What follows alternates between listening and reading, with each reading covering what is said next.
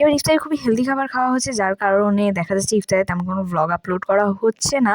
মূলত চিড়া, দুধ, কলা মাখানো আর হচ্ছে ছোলা দিয়েই হচ্ছে আমি ইফতার করতেছি এইবার, যেটা খুবই হেলদি অ্যান্ড ট্রাস্ট মি খুবই এনার্জেটিক লাগে ইফতারের পরে। ওরকম ভাজা পোড়া খেলে যেরকম হাঁসফাঁস লাগে সেরকম লাগে না।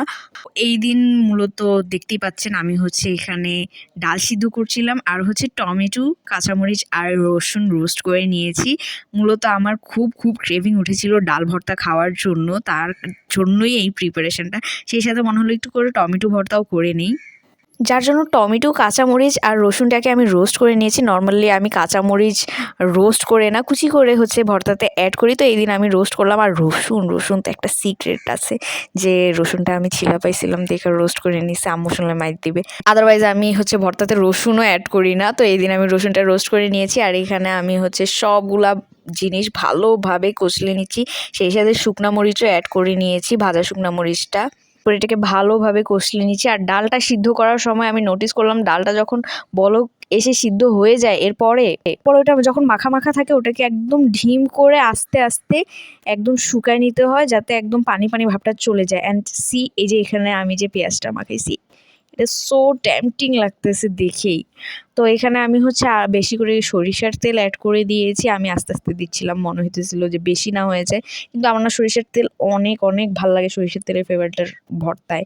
অনেকে হচ্ছে না সরিষার তেল দিয়ে হচ্ছে পেঁয়াজটাকে ভেজে নেয়, কিন্তু আমার কাছে কাঁচা পেঁয়াজ দিয়ে খেতেই না বেশ মজা লাগে। তো আমি ওখানে আলাদা করে টমেটোটা রেখেছি, আর কিছু মাখানো পেঁয়াজ আমি ওই হচ্ছে টমেটো ভর্তার জন্য আলাদা করে রেখেছি। আর এখানে আমি হচ্ছে এখন ডালটা অ্যাড করে ভালোভাবে কষলে ভর্তাটা রেডি করে নেব। আর সেই সাথে হচ্ছে আম্মু রান্না করেছিল ডাল, ওই যে মাখা ডাল যেটা আর কি।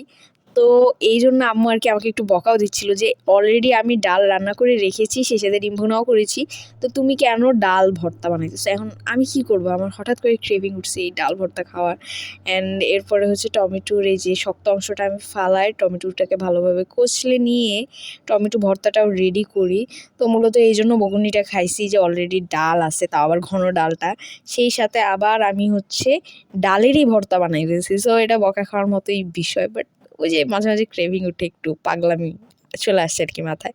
তো এই যে আমার টমেটো ভর্তাও রেডি, ডাল ভর্তাও রেডি, আর এরপর হচ্ছে খাওয়া দাওয়ার পালা।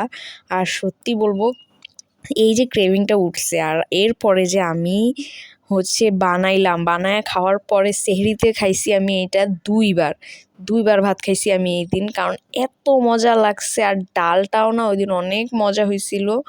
আর টমেটো ভর্তা তো আমার হাতের অলওয়েজই মজা হয়, ওটা বলার কিছু নেই। কিন্তু আসলেও সত্যি কথা যে আমি এই ডাল ভর্তা খাই মানে অনেক স্যাটিসফাইড হয়েছিলাম, ক্রেভিং একদম মিটে গেছে লিটারালি।